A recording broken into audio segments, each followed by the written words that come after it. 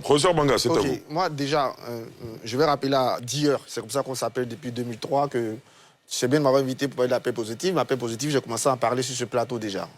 Et merci pour la radio. Mais la paix positive, elle se construit. Elle se construit sur un minimum commun, un socle commun. Et le socle commun dans une république, c'est la loi. Quand vous venez sur un plateau, pour être un pourfendeur de la loi, vous êtes dangereux pour la paix positive. Parce que la loi, c'est quoi? C'est l'émanation de ce qu'on a voulu à un certain moment. Après, oui, elle peut avoir ses faiblesses. Elle peut changer, bien sûr. Mais venir faire un réquisitoire contre la loi pour un intellectuel, c'est quelque chose de dangereux. C'est appeler les Ivoiriens à haïr leur loi. Et ça, c'est méchant. Et ça, on ne peut pas le tolérer. La même chose, vous dites que les droits de Laurent Gbagbo sont biaisés. Toi et moi, nous sommes historiens. On appuie toujours ce qu'on fait sur des notes de référence. Je suis bien curieux de voir la note de référence que vous prenez. Parce que pourquoi moi je dis qu'ils ne sont pas biaisés? Moi, je m'appuie sur des choses. J'étais très crédible, je les répète pour vous. Première chose, même si vous méprisez la loi et la justice ivoirienne, elle a pris une décision. Mais ce n'est pas grave, je suis d'accord avec vous. Certains Ivoiriens à justice, comme partout dans le monde, certains peuvent penser que les justices ne sont pas bien. Le peuple c'est lui-même a saisi la justice africaine. Vous avez lu la décision de la Cour africaine des droits de l'homme et des peuples? Je vous la rappelle au cas où vous ne l'avez pas lu. Elle a dit qu'aucun des droits de Laurent Gbagbo n'était bafoué. Donc vous méprisez à la fois la justice ivoirienne et vous méprisez la justice africaine en venant dire sur ce plateau que les droits de Laurent Gbagbo sont biaisés. Mais à quel moment dans la vie on s'arrête et on se dit j'ai plus raison? Parce qu'on ne peut pas avoir raison sur la justice ivoirienne, avoir raison sur la justice africaine. Au bout de moment, vous, en tant qu'intellectuel, vous devez rappeler au PPAC que c'est un parti des peuples africains. Et quand on est parti des peuples africains, on respecte les institutions africaines, à défaut de respecter les institutions locales. Vous ne le faites pas, et c'est dangereux. Donc ça, c'est des choses qui ne sont pas justes à dire sur un plateau. Parce que la paix positive, elle se construit sur une culture démocratique. Et la base de la culture démocratique, c'est de respecter la loi. Quand on n'est pas d'accord avec une loi, comme dans toute démocratie, on a des moyens légaux pour contester cela, parmi lesquels des marches, parmi lesquels proposer des lois. Donc, au lieu de chaque fois, vous n'avez jamais demandé aux partis d'opposition de proposer des lois. Ça, je vais dire maintenant avant de revenir sur le meeting en soi. J'ai bien écouté Dr Kamenan, très collé à ses cours de sociologie politique, mais en réalité, Laurent Gbagbo avait déjà défini le coco avant de commencer. Il a dit deux choses. Un, il sera sur la liste. Hein? Deux, il va donner un mot d'ordre. Donc, il y a eu des séries de coco. Est-ce que ces objectifs ont été atteints? Non. Parce qu'en moment où nous parlons, il n'est pas encore sur la liste. Et hier, ces militants n'ont pas entendu de mot d'ordre. Donc, en réalité, ça n'a pas marché. Tout ce que vous avez fait pour expliquer, c'est beau, mais il a dit que le roman, c'est qu'il attendait de cela. Et ça n'a pas marché. Vous n'avez pas eu d'évolution du discours, non, c'est l'évolution de l'échec. Il a dit que Ouattara ne sera pas candidat, il est. Donc, c'est échoué. Ça, il ne faut pas dire sur le discours. C'est l'échec de son discours. Voilà, et donc il change aujourd'hui. Est-ce qu'il réussira? On verra. Mais je vais revenir maintenant sur le fond de ce truc. Landry a condamné les propos xénophobes. Oui, je comprends, mais ces propos xénophobes ne tombent pas du ciel. Laurent Gbagbo lui-même avait dit quelque chose. Je suis chez moi, quelqu'un vient, il m'empêche d'être candidat et il va être président. Quand tu dis que tu es chez toi, tu veux dire que l'autre n'est pas chez lui? Non, il ne faut pas être surpris après. En fait, cette façon de s'aimer le vent et de s'étonner de récolter la tempête mes cœurs. Il a sémé le vent. Il a dit qu'il était chez lui et quelqu'un est venu prendre sa place et il l'empêche d'être candidat. Il parle du président de la République. Donc quand vous finissez de faire ça, ne vous étonnez pas de ce qui se produit. Mais on est heureux tout de même qu'il ait rattrapé, qu'il l'ait invité à cela. Et nous sommes dans un moment où il faut ce sens de responsabilité, surtout pour les leaders politiques, quand ils prennent la parole face à leurs militants. Il a parlé du 4e mandat. Et je reviens à ce que je dis à Déroux tous les jours. Mais on ne peut pas être dans un pays et ne pas respecter les institutions de ce pays. Les interprétations, on est fatigué de le dire, mais on va le redire. Les interprétations de la loi, c'est normal. C'est de la démocratie. Chacun peut interpréter comme il veut.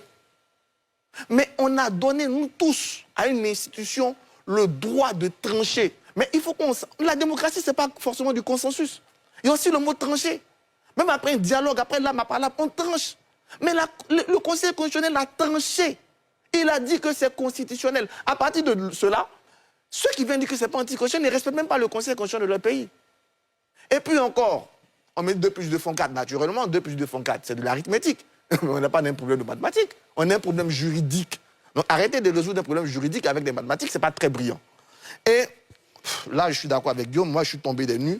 En fait, quand on parle de Alassane Ouattara qui est allé à l'Élysée prendre des ordres, je ne sais pas si c'est parce que Laurent Gbagbo lui-même a tremblé, et la vidéo est là, les internets pourront la remontrer, a tremblé devant un ministre de l'Intérieur qui pense que tout le monde tremble devant un président. On l'a vu devant De Villepin, à Kléber, où De Villepin lui dit, moi c'est... Ça fait mal quand tu es ivoirien de voir ton président comme ça se faire en fait tirer les oreilles de cette façon-là devant une ministre des Affaires étrangères, je comprends. Moi, ça m'a vraiment fait mal. Mais tout le monde ne vit pas ça. C'est pas parce qu'il a vécu ça qu'Alassane Ouattara le vit. Et deuxième chose, comme je l'ai dit, sur la France, mais quand même, franchement, Laurent Gbagbo n'a même plus, je suis désolé de dire, mais n'a plus de crédit par de ça. Il a pris 2 milliards de nos francs, 2 milliards de nos francs. Il a donné ça à chaque, et 2 milliards des années 2002. Donc imagine avec l'inflation, tout ça, ce que ça fait aujourd'hui. Donc on a fait tout ça. Je pense qu'on est vraiment très mal placé pour venir parler de ces choses-là. Pour me résumer, moi je pense que j'ai mal pour les militants du PPACI. Parce que quand on vous dit votre leader part le 16 août, alors que les candidatures se bouclent le 26 août, moi, militant, quand je vais là-bas, c'est pour savoir l'élection, là, je vais faire quoi? L'élection, les candidatures, là, ça se boucle le 26 août.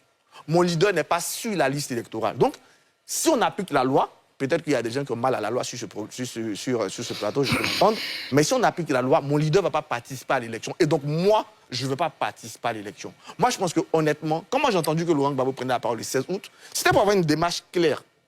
Que va faire le PPACI avant le 26 août?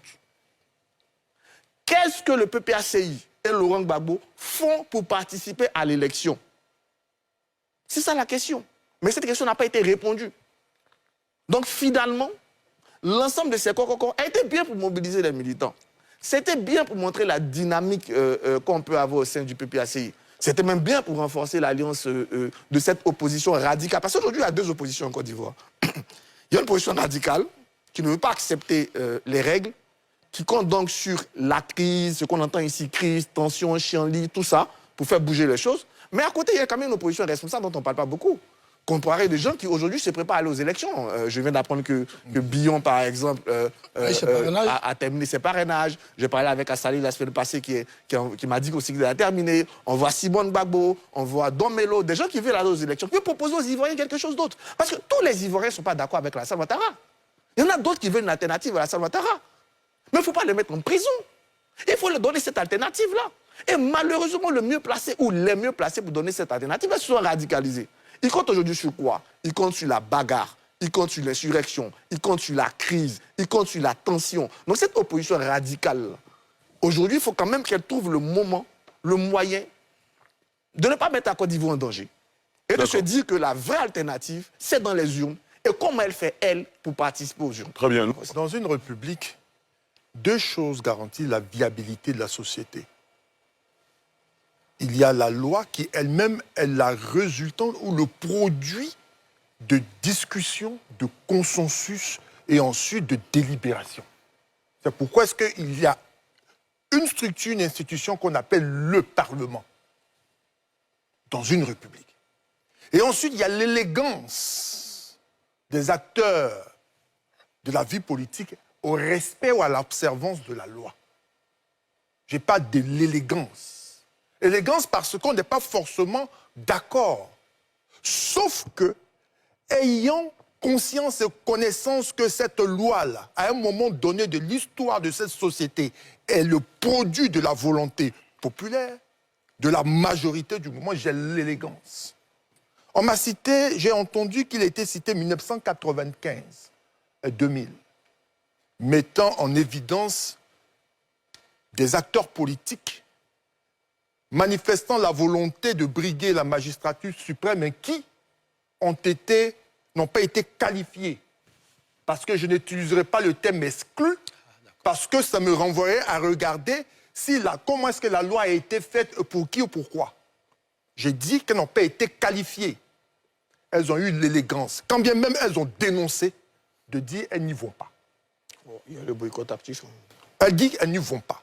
Elles ne sont pas candidates.